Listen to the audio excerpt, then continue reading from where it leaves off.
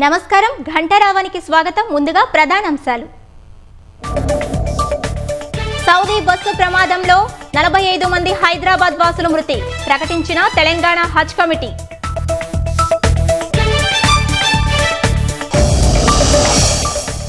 స్థానిక ఎన్నికలే ప్రధాన ఎజెండాగా కాసేపట్లో కేబినెట్ భేటీ. బీసీలకు 42% కోటాపై కీలక నిర్ణయం తీసుకునే అవకాశం.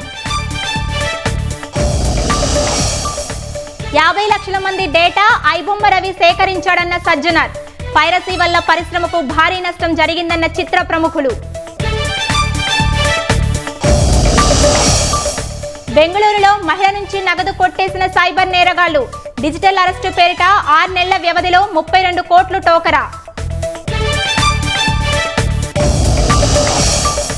బంగ్లాదేశ్ మాజీ ప్రధాని షేక్ హసీనాకు ఉరిశిక్ష ఖరారు.